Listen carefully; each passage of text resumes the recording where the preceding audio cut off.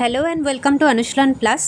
আজকে আমরা miscellaneous previous year question করব 2020 জেনারেল স্টাডিজের যতগুলো কোয়েশ্চেন ছিল সব কটা আজকের ভিডিওতে আমরা সলভ করব। তো চলো ভিডিওটা শুরু করা যাক।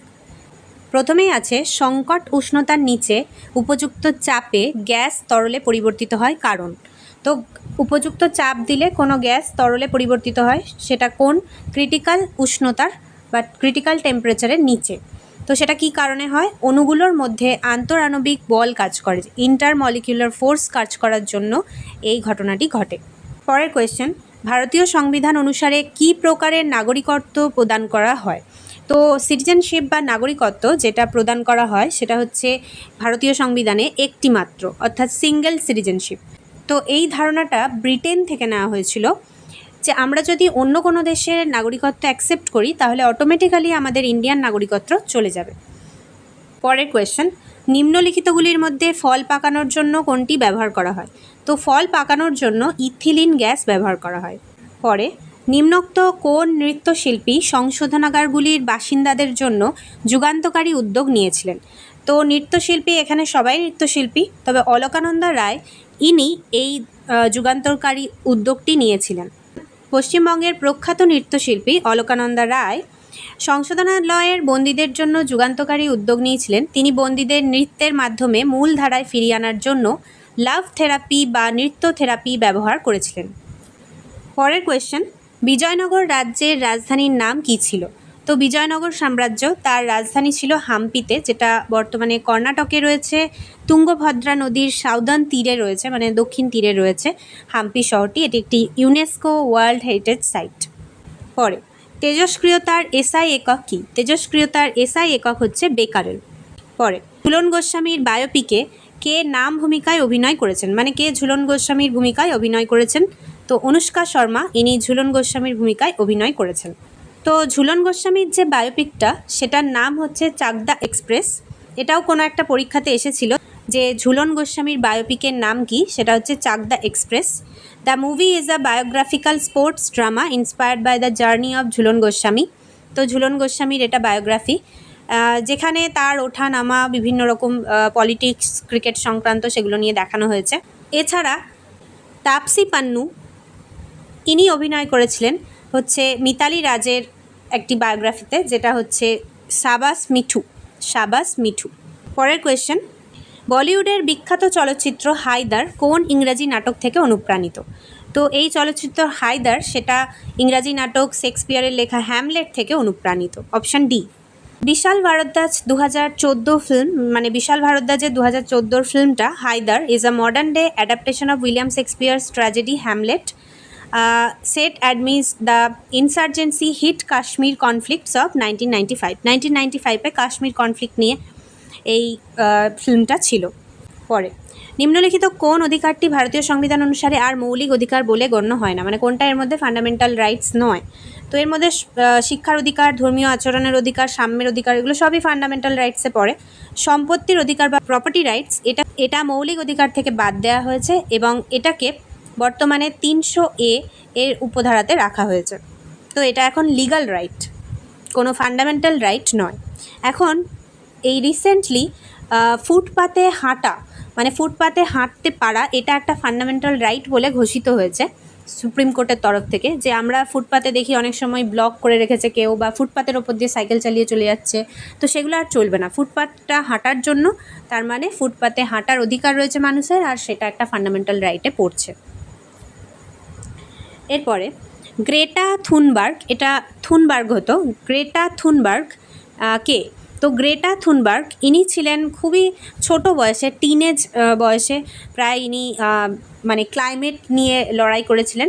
2018-তে মাত্র 15 বছর বয়সে ইনি স্কুল স্ট্রাইক করেছিলেন, যেখানে ক্লাইমেট চেঞ্জ নিয়ে ইনি সবাইকে আর কি জানিয়েছিলেন। তিনি সুইডেনের ছিলেন। তো সুইডেনের এক স্কুল পড়ুয়া যে পরিবেশ সংকট দূরীকরণে আন্দোলন করতো, তো ইনি একজন অ্যাক্টিভিস্ট। তো এই যে এখানে লেখা আছে, Greta Thunberg became famous in 2018 at age 15 after launching a solo school strike for climate outside the Swedish parliament। পার্লামেন্টের বাইরে আন্দোলনটা করেছিল। Her uncompromising demands for immediate climate action sparked the Global Fridays for Future movement, making her a powerful and highly recognizable symbol of youth environmental activists. তাহলে যদি বলে ইনি কে, ইনি হচ্ছে একজন পরিবেশ রক্ষার আন্দোলনকারী। পরে অ্যানা বার্নস এর উপন্যাস মিল্কম্যান কী পুরস্কার লাভ করে? তো অ্যানা বার্নসের উপন্যাস মিল্কম্যান এটি ম্যান বুকার পুরস্কার লাভ করে। ম্যান বুকার পুরস্কার, আগে বুকার পুরস্কার মানে বুকার প্রাইজ ফিকশন বলে নাম ছিল, পরে এটা 2002 সালে ম্যান বুকার পুরস্কার বলে নাম দেওয়া হয়। এখানে ইংলিশে যারা খুব ভালো ফিকশন স্টোরি লিখে থাকে তাদেরকে প্রতি বছর অ্যাওয়ার্ড দেওয়া হয়। তো অ্যানা বার্নসের উপন্যাস মিল্কম্যান এটা ম্যান বুকার পুরস্কার পেয়েছিল। পরে ভারতীয় জাতীয় পতাকার চূড়ান্ত রূপ দেন কোন শিল্পী? মানে কে ডিজাইন করেন? ন্যাশনাল যে ফ্ল্যাগটা আমাদের সেটা ডিজাইন করেন পিঙ্গালি ভেঙ্কাইয়া, তিনি অন্ধ্রপ্রদেশের ছিলেন, এটা আমাদের মনে রাখতে হবে। আর 1947 সালের 22শে জুলাই এই পতাকাটা গ্রহণ করা হয় বা অ্যাডপ্ট করা হয় যে এটাই হলো আমাদের ভারতের পতাকা। পরের কোয়েশ্চেন, কিডনি বা বৃক্কর পরিস্রাবণ ইউনিটকে কি বলে? মানে ফিল্ট্রেশন ইউনিট অফ কিডনি, যেটা দিয়ে ছাঁকা হয় বা ছাঁকার কাজটা চলে, রক্তকে পরিস্রাবণ করা চলে, তো সেটা হচ্ছে নেফ্রন। নেফ্রনকে বৃক্কের গঠনগত এবং কার্যগত একক বলা হয়। পরে ভারতীয় সংবিধান অনুসারে কে বা কারা চূড়ান্ত সার্বভৌমত্বের অধিকারী? মানে চূড়ান্ত সার্বভৌমত্ব বা সভারেন্টি কাদের রয়েছে? তো অবশ্যই ভারতের সকল নাগরিকের রয়েছে, প্রিয়াম্বলে বলাই আছে we the people of India. পরের কোয়েশ্চেন, দ্য ট্রায়াল বইটির রচয়িতা কে? দ্য ট্রায়াল তারপরে মেটামরফোসিস এই বইগুলোর খুবই আসে পরীক্ষায়, আর এই মিসলেনিয়াসে তো খুবই আসছে। তো দ্য ট্রায়াল এই বইটির রচয়িতা হচ্ছে ফ্রাঞ্জ কাফকা। তো এই ফ্রাঞ্জ কাফকার লেখা প্রত্যেকটা বই থেকেই দেখছি প্রশ্ন এসে থাকে, তো তোমরা অবশ্যই ফ্রাঞ্জ কাফকার লেখা যতগুলো বই আছে সেগুলো কেউ যদি জেনে থাকো কমেন্টে জানিও। আর এছাড়া অবশ্যই প্র্যাকটিস করে যেও বা গুগল করে নিও যে কতগুলো বই তিনি লিখেছেন, তার মধ্যে বেশিরভাগ নাম একটু মনে রাখার চেষ্টা করো, কারণ এটা বেশ বারবারই দেখছি আসছে। যেমন মেটামরফোসিসটাও কিন্তু তার লেখা, ফ্রাঞ্জ কাফকার লেখা, এখানে স্পেলিংটা একটু উল্টোপাল্টা দেওয়া আছে। আর দ্য ট্রায়াল এটাও কিন্তু ফ্রাঞ্জ কাফকারই লেখা। পরে শর্ট সার্কিট বা ওভারলোডিং থেকে গৃহ সরঞ্জামগুলি রক্ষা করার জন্য সবথেকে গুরুত্বপূর্ণ পদ্ধতি কী? তো অবশ্যই শর্ট সার্কিট থেকে বাঁচার জন্যই করা হয়েছে ফিউজ ব্যবস্থা, যেখানে ফিউজের তারের গলনাঙ্ক খুবই কম হয়, কারণ সেটা সীসা মানে লেড পিবি আর টিন মানে এসএন এই দুটোর সংকর ধাতু দিয়ে তৈরি, যেখানে গলনাঙ্কটা খুবই কম হয়। তাই একটু ভোল্টেজ বেশি হলেই কিন্তু সেই তারটা গলে যায়, কেটে গিয়ে পুরো বাড়ির যত বৈদ্যুতিক সরঞ্জাম রয়েছে তার সঙ্গে সংযোগ ছিন্ন হয়, ফলে সেই বৈদ্যুতিক যে অ্যাপ্লায়েন্সেসগুলো রয়েছে সেগুলো খারাপ হয় না। তো ফিউজ তার এটাই কিন্তু ওভারলোডিং শর্ট সার্কিট থেকে রক্ষা করে। পরে CO2 জলীয় বাষ্প, H2O ভেপার, CH4 মানে মিথেন, আর CO কার্বন মনোক্সাইড, এগুলোর মধ্যে কোন গ্রিনহাউস গ্যাস উপস্থিতি সর্বাধিক? মানে কোন গ্রিনহাউস গ্যাসটার উপস্থিতি সর্বাধিক? যদিও COটা কিন্তু ডাইরেক্ট কোনো গ্রিনহাউস গ্যাস নয়, তবে CO2, CH4 আর ওয়াটার ভেপার মানে জলীয় বাষ্প, এগুলোর মধ্যে সব থেকে বেশি পরিমাণে বাতাসে থাকে ওয়াটার ভেপার বা জলীয় বাষ্প, যার জন্যই তো বর্ষাকালে বেশ একটা গুমোট হয়, হিউমিডিটি বেড়ে যায়। তো গ্রিনহাউস গ্যাস যেটা বেশি করে তাপ বা ইনফ্রারেড রেকে ধরে রাখছে, আইআর রশ্মিকে, সেটা হচ্ছে বেশি পরিমাণে আছে আর কি বাতাসে, সেটা জলীয় বাষ্প। তবে বেশি এফেক্টিভ যদি বলে তাহলে সেটা কার্বন ডাইঅক্সাইড, যার জন্যই তাপমাত্রা বাড়ছে পৃথিবীর। কিন্তু জলীয় বাষ্পটা এতটাই পৃথিবীতে ঘিরে রয়েছে যে প্রায় 50 থেকে 60% গ্রিনহাউসের যে এফেক্টটা সেটা এই জলীয় বাষ্পর জন্যই হয়ে থাকে।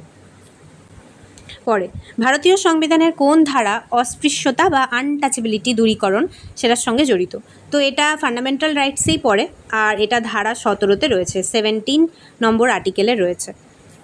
পরে বিখ্যাত উপন্যাস পালামৌ কার রচনা? পালামৌ একটা ট্রাভেল সংক্রান্ত উপন্যাস, যেটা সঞ্জীব চট্টোপাধ্যায়ের লেখা বাংলা উপন্যাস। পরে উদ্ভিদের বৃদ্ধির জন্য দায়ী রাসায়নিকটি হলো? তো উদ্ভিদের বৃদ্ধির জন্য দায়ী যে হরমোনটা, প্রাকৃতিক হরমোনটাও রয়েছে, এছাড়াও এটা মানে কৃত্রিমভাবেও তৈরি করা হয়, সেটা হচ্ছে ইন্ডোল্যাস্টিক অ্যাসিড, যেটাকে আমরা অক্সিন হরমোন বলে থাকি।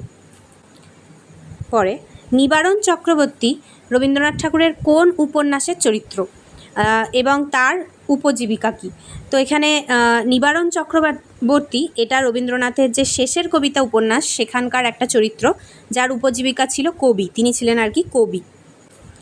পরে বেশিরভাগ গাছই নাইট্রোজেন শোষণ করে এই আকারে।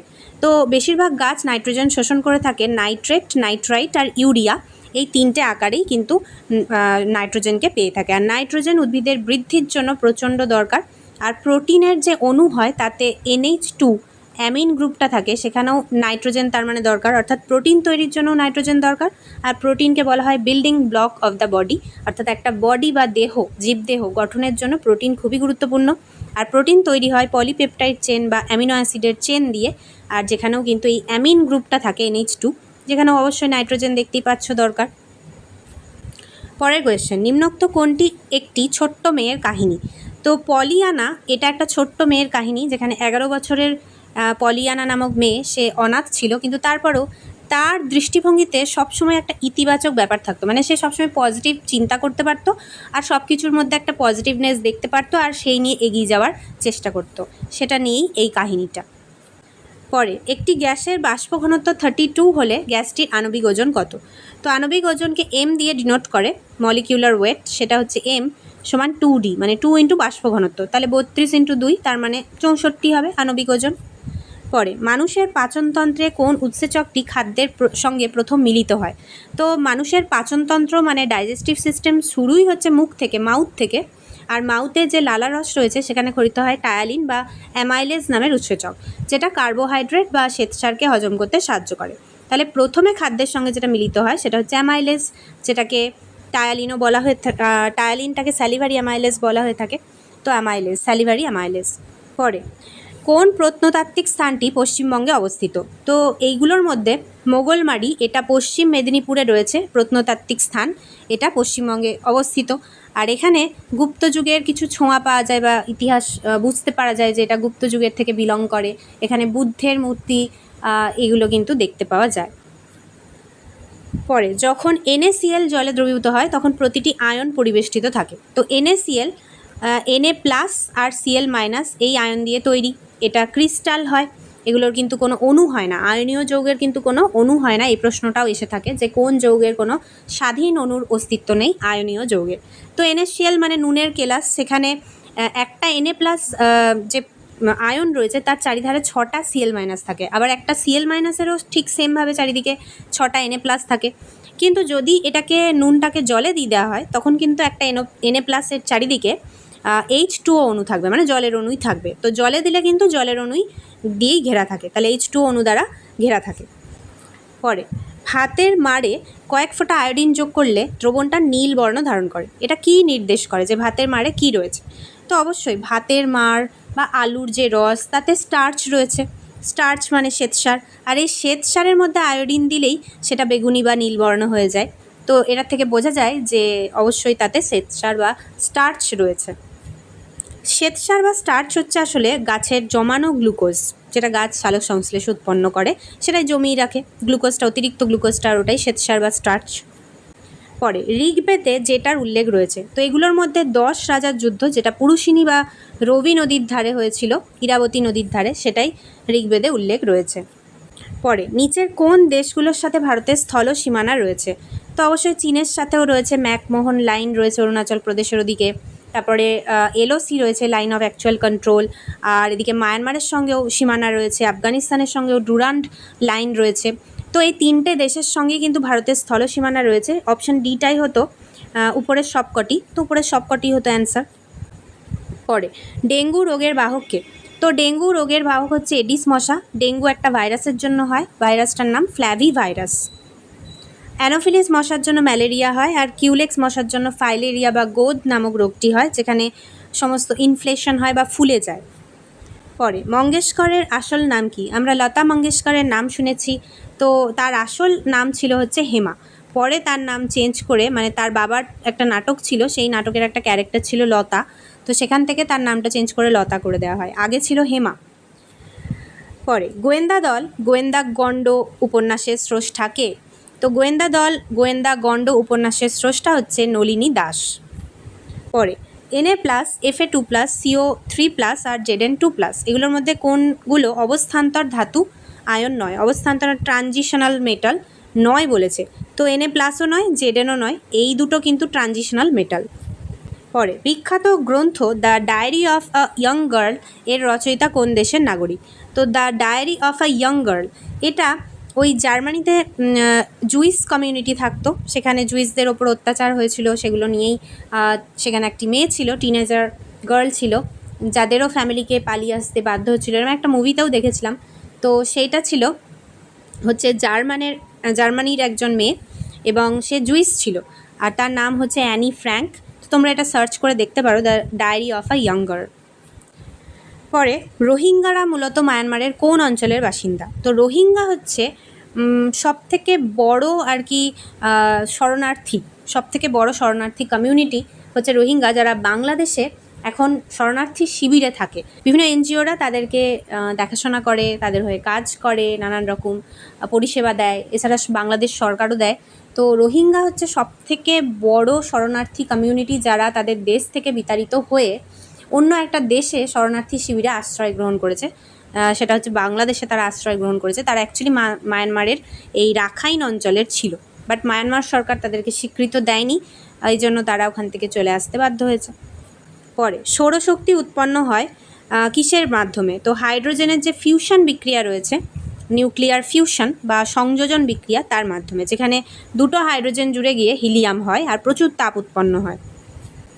পরে টোবা টেক সিং কোন ঐতিহাসিক বাস্তবতার উপর ভিত্তি করে রচিত একটি গল্প? তো টোবা টেক সিং এই ক্যারেক্টারটা বা এই গল্পটা হচ্ছে দেশ ভাগের উপর ভিত্তি করেই একটি গল্প। তারপরে কোন রাজ্য এলজিবিটি সম্প্রদায়ের জন্য রাজ্য স্তরের আদালত আয়োজন করেছে? তো এটা হবে কেরালা এলজিবিটি কমিউনিটির জন্য একটি রাজ্য স্তরের আদালত আয়োজন করেছে। পরে হ্যারি পটার সিরিজের খল চরিত্র কে, মানে ভিলেন চরিত্রে কে ছিল? Lord Voldemort. হ্যারি পটারের চরিত্রে কে ছিল সেটা যদি তোমরা জেনে থাকো তাহলে অবশ্যই কমেন্টে সেটা জানিও। পরে নিচের কোন জলাশয়টি কোনো সমুদ্রের সাথে যুক্ত নয়? তো নিচের যে জলাশয়টা কোনো সমুদ্রের সাথে যুক্ত নেই সেটা হচ্ছে অ্যারাল সি, যেটা ওই কাজাকিস্তান এবং উজবেকিস্তানের বর্ডারের মধ্যেই পড়ে। আরাল সি এখন এর অবস্থা ভীষণ খারাপ, কারণ যখন ওটা ইউএসএসআরের আন্ডারে ছিল তখন রাশিয়া থেকে এত বেশি জল নিয়ে যাওয়া হতো চাষের জন্য, যে ওটা বলা হয় যে ওটা একদমই সেই কারণেই আর কি মূলত শুকিয়ে এসছে। লোহিত সাগর মানে রেড সি, লোহিত সাগর এবং ভূমধ্যসাগর এই দুটোর মাঝে সুয়েজ ক্যানাল রয়েছে। পরে নিচের কোন শিল্পীর ওপর ভারতীয় সংবিধানের নকশা বা বিন্যাস লেআউট তৈরির দায়িত্ব ছিল? তো এটা হচ্ছে নন্দলাল বসু, তার ওপরই ভারতীয় সংবিধানের যে নকশা সেটা দায়িত্ব ছিল। তারপরে মানুষের মেরু স্নায়ুর সংখ্যা কত? মেরু স্নায়ুর সংখ্যা বা সুষুম্না স্নায়ুর সংখ্যা সেটা হচ্ছে 31 জোড়া। পরে রোধের সংযোগের ক্ষেত্রে কোন রাশিটি অপরিবর্তিত থাকে? তো বিভব পার্থক্য, পোটেনশিয়াল ডিফারেন্স, সেটা রোধের সংযোগের ক্ষেত্রে অপরিবর্তিত থাকে। পরে সাধারণত অধাতুগুলো বিদ্যুৎ পরিবহন করে না, কিন্তু নিচের কোন অধাতুটি বিদ্যুৎ পরিবহন করে? তো অবশ্যই এটা হবে গ্রাফাইট, যেটা অধাতু হওয়া সত্ত্বেও তড়িৎ এবং তাপের সুপরিবাহী। হিরে কিন্তু কার্বন দিয়ে তৈরি, কার্বনের একটি রূপভেদ, কিন্তু এটা অধাতু এবং সব থেকে হার্ডেস্ট এলিমেন্ট ইন দ্য ওয়ার্ল্ডের সব থেকে কঠিন জিনিস, আর এটার তাপ সহ্য করার ক্ষমতাও কিন্তু ভীষণ, তাপের খুবই ভালো সুপরিবাহী আর কি। তো এখানে আমরা পরের দিন থেকে টার্গেট মিসলেনিয়াস জেনারেল স্টাডিজের বিভিন্ন কোয়েশ্চেন এখানে সলভ করব। তো তোমরা যদি সেই ক্লাসগুলো দেখতে চাও তাহলে অবশ্যই কিন্তু চ্যানেলটা সাবস্ক্রাইব করে রাখতে পারো। আর আজকের ভিডিওটা তোমাদের কেমন লাগলো সেটাও কমেন্টে লিখে জানাতে পারো, যদি কিছু জিজ্ঞাসা থাকে সেটাও কমেন্টে জিজ্ঞেস করতে পারো। এরকমই ভিডিওগুলো দেখার জন্য সাবস্ক্রাইব করে রাখতে পারো, আর ভালো লাগলে অবশ্যই একটা লাইক করে দিতে পারো। আজকের মতো ভিডিওটা এখানেই শেষ করছি, ধন্যবাদ।